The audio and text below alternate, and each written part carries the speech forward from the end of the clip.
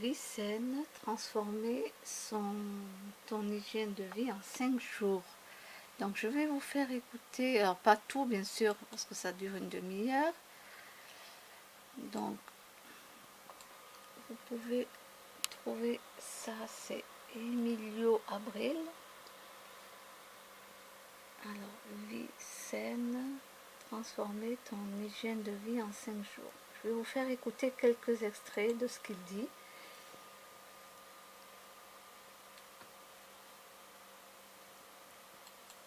De vie, pourquoi j'arrivais pas à avoir une vie saine, parce que pourtant c'était ce que je voulais, je savais très bien que je voulais ça, mais j'arrivais pas à atteindre ce que je voulais, je comprenais pas pourquoi j'arrivais pas à être maître de mon comportement, et donc je voulais absolument comprendre ça. Et évidemment je continuais dans mes tentatives d'arrêt du tabac, enfin chaque fois évidemment je continuais à rechuter parce que j'avais pas le bon état d'esprit, et début 2016 j'ai vraiment eu la grosse prise de conscience qu'il me fallait, c'est-à-dire que je me suis retrouvé face à moi-même, et j'ai compris que si j'agissais pas maintenant, j'agirai jamais. Si je prenais pas maintenant tout de suite la décision de tout faire, de vraiment tout faire pour changer, que ce soit ma priorité numéro 1 dans la vie, si je prenais pas cette décision, je resterais là-dedans toute ma vie. Parce que là où j'en étais, j'essayais de concilier un peu mode de vie malsain, mode de vie sain, j'essayais de trouver des compromis, ça marchait pas trop. Et donc là, en ce début 2016, j'avais vraiment pris conscience du fait que c'était plus possible et qu'il fallait que je change radicalement. Même s'il y avait d'énormes sacrifices à faire pour atteindre ce que je voulais, et il y en a eu, il fallait que je les fasse. Il fallait que je les fasse parce que finalement, je ne serais jamais heureux dans ma vie actuelle. Et si je voulais être bien dans ma tête, si je voulais avoir confiance en moi, si je voulais être heureux tout simplement, il faudrait que j'agisse vraiment, que je fasse ce que j'ai à faire tout simplement. Et pas que je cherche à trouver des compromis et tout, pas que je fasse les choses à moitié, non, vraiment que j'agisse pour ce que je veux. Et donc, suite à cette prise de conscience, j'ai fait un énorme travail sur moi-même. J'ai défini une stratégie pour arrêter de fumer, j'ai défini une stratégie pour sortir de mes vices. J'ai travaillé sur tous mes schémas de pensée parce que j'ai compris que finalement le plus important c'était l'état d'esprit et que tout se jouait dans la tête. Donc j'ai travaillé principalement là-dessus, c'est là-dessus que je me suis focalisé. Et finalement, le 3 mai 2016, c'est le jour où j'ai arrêté de fumer, c'est le jour où j'ai lancé ma chaîne YouTube. J'ai brisé ma dernière cigarette et j'y ai pas retouché depuis. Et ensuite, après ça, peu de temps après ça, je me suis lancé le défi de passer 30 jours sans boire d'alcool, ce que j'ai fait. Et ça m'a vraiment permis de reconsidérer ma relation avec l'alcool. Et finalement, j'ai pris la décision d'arrêter les cuites. Ensuite, j'ai pris la décision de transformer radicalement mon alimentation, d'arrêter de manger au fast-food. J'ai pris la décision de devenir végétarien, ça c'était l'été dernier. J'ai pris la décision de m'investir dans un projet qui est ma chaîne YouTube, au lieu de perdre mon temps à regarder des séries ou alors de regarder des vidéos divertissantes à la con. J'ai pris la décision de faire quelque chose qui me plaît et de m'impliquer dans quelque chose. Et finalement, entre le jour où j'ai pris la décision de changer et aujourd'hui, j'ai réussi à radicalement transformer mon hygiène de vie. Aujourd'hui, je vis une vie saine et équilibrée, je suis très bien dans ma vie, je suis très content de ma vie. Aujourd'hui, j'ai confiance en moi, tu vois, ce que je n'avais pas avant. Donc ça, c'est un gros plus, c'est un gros point positif. Franchement, ça fait vraiment du bien d'avoir confiance en soi au quotidien. Et donc voilà, aujourd'hui, jour après jour, je construis mon identité, non pas comme avant autour de ma vie malsaine, mais autour d'une nouvelle vie saine, une vie dans laquelle je m'épanouis, une vie dans laquelle je suis bien, une vie dans laquelle... Donc si vous écoutez sa vidéo entièrement, donc voilà, c'était quelqu'un qui fumait beaucoup, même cigarettes, alors cigarettes, cannabis, qui prenait des cuites, mais vraiment des cuites, hein, c'était pas juste quelques bières comme ça, il prenait des cuites d'alcool, il mangeait, comme il disait, au McDo, fast food, tous ces trucs-là. Voilà, il avait une vie vraiment très très malsaine. Alors après, il a essayé déjà, bon, il a arrêté le cannabis.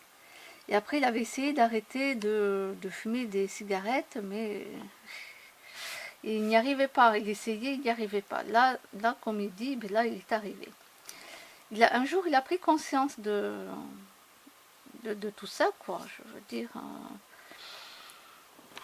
Et c'est ça, voilà. Moi, j'aime bien les gens comme ça parce qu'ils évoluent.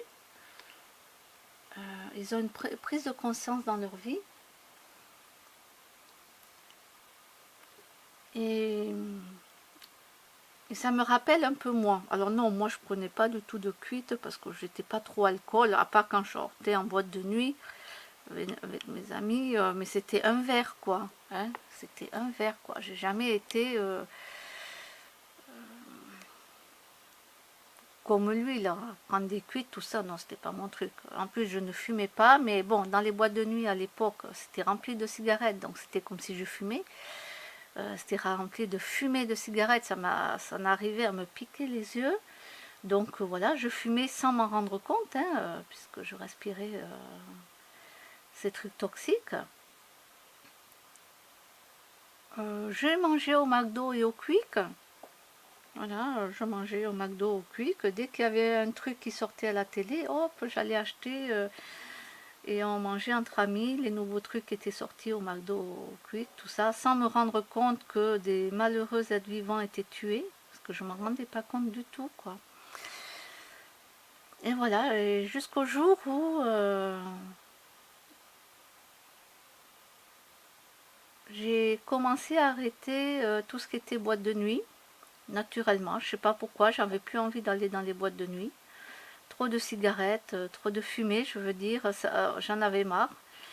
J'ai coupé les ponts avec plusieurs amis avec qui je sortais à l'époque.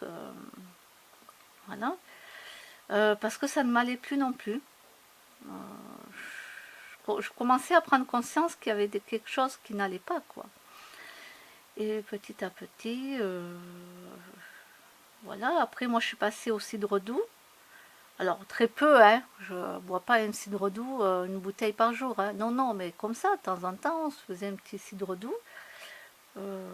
Pour les fêtes, il y avait un peu de vin, quoi, de Sauternes, Montbazillac, tout ça, tous ces petits vins blancs, mais pas secs, parce que j'aime pas le blanc sec. Maintenant, je peux ne pas en boire du tout pendant les fêtes, hein, ça ne me gêne absolument pas. Et, et voilà, puis un jour, ben, je suis tombée en grave dépression au travail.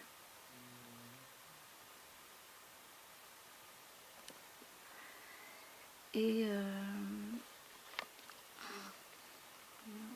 je regarde 2 secondes quelque chose.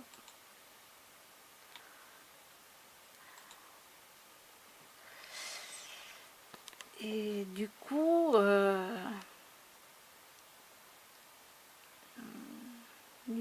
un moment donné, bon, j'ai arrêté tout ce qui était McDo, Quick, etc. Mais je continuais à très mal bouffer, quoi. C'était des pâtes au beurre, au gruyère, pizza au fromage, frites cuites au four, glace, chocolat à gogo. Bon, pas bonbon, parce que je suis pas bonbon, mais voilà, gâteau au chocolat, tout ça.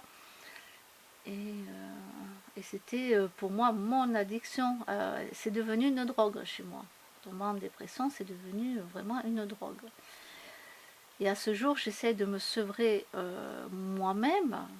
Voilà, je fais en sorte de me sevrer moi-même, étant donné que quand j'ai été dans une clinique pour me sevrer, ah ben non, on m'a dit non, c'est pas possible de se passer de fromage et de chocolat dans sa vie. Ah ouais, super, pour 3 semaines, hein, j'ai dit ciao, je me casse, hein, je m'en vais.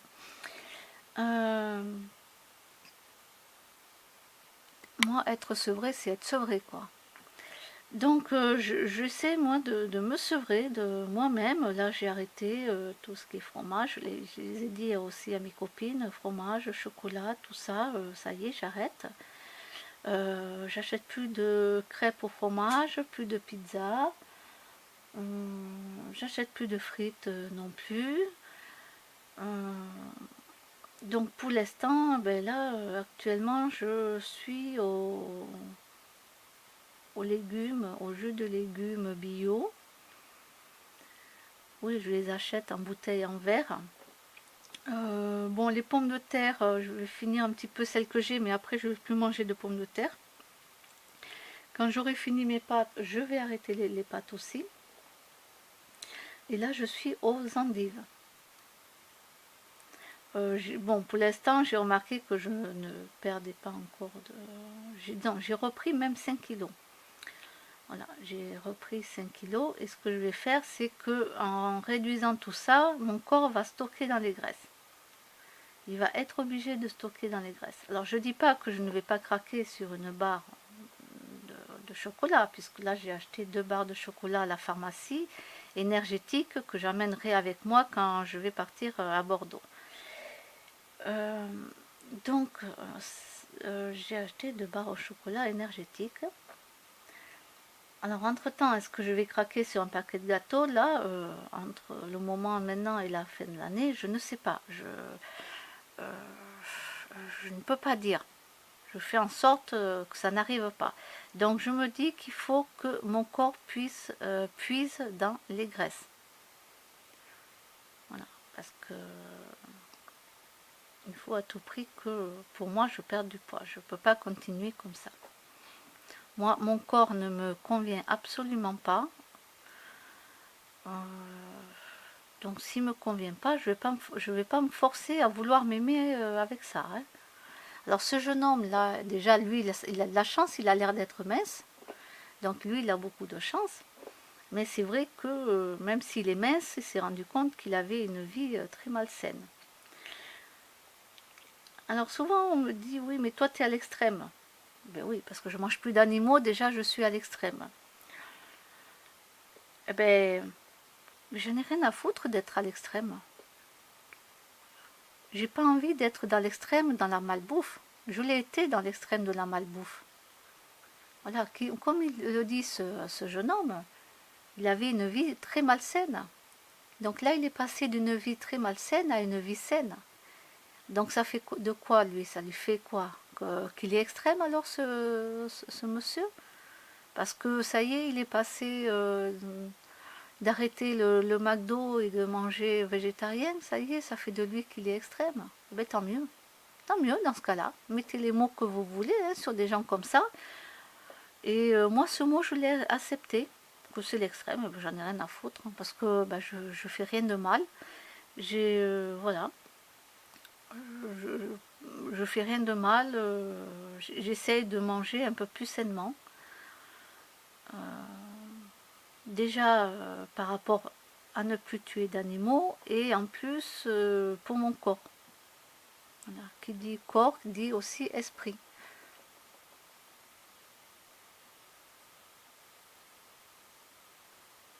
Mais ça, bon, je ne vais pas parler de ça, c'est un autre sujet. Alors pour les gens qui nous disent à nous, les végétariens, les végétaliens, que nous sommes des extrémistes, des trucs comme ça, mais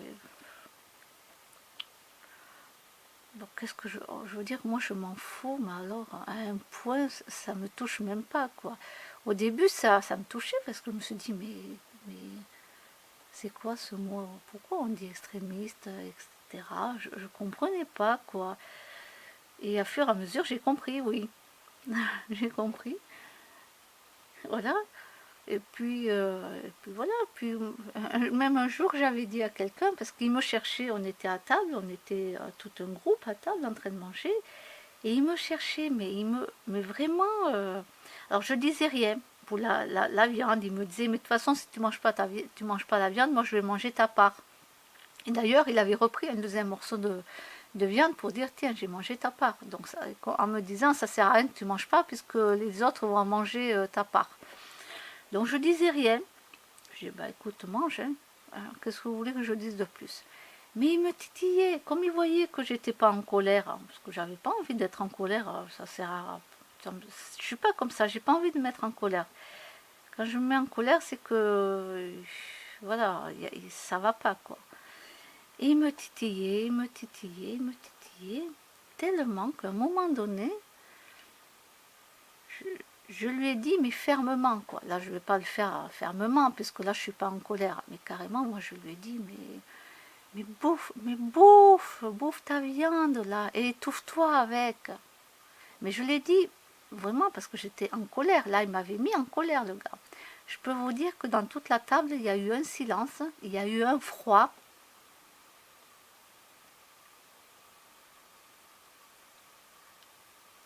Et ça fait drôle hein, de ne plus entendre parler quelqu'un, de ne plus entendre voler une mouche. Oui, ben, étouffe-toi avec, quoi. C'est tout.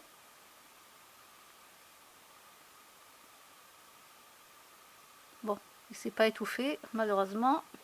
Peut-être que ça lui aurait un petit peu appris une leçon. Voilà. Mais bon, ça c'est pas fait. Mais ce que je veux dire par là, c'est que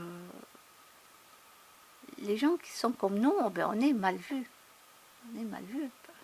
Et on vous titille, on vous pousse à bout, on vous pousse à bout. Alors moi j'ai décidé de toute façon d'arrêter d'être avec des gens comme ça. pour ça que j'ai arrêté plein d'associations où j'allais, parce que il n'y a rien d'intéressant à dire. Il n'y a rien. Je m'ennuie. Et quand je m'ennuie, alors là, ça veut dire arrête d'y aller, quoi. Il n'y a aucune conversation intelligente avec qui je peux discuter. Sinon, c'est des trucs banals. Après, oui, bien sûr, il y a des gens qui ont monté leur entreprise, tout ça, qui en parlent. Donc ça, c'est intéressant. C'est bien parce que, voilà, on ne parle pas que de la pluie, du beau temps. On ne parle pas que de la bouffe qu'on va bouffer bientôt, là, comme Noël et jour de l'an. Voilà.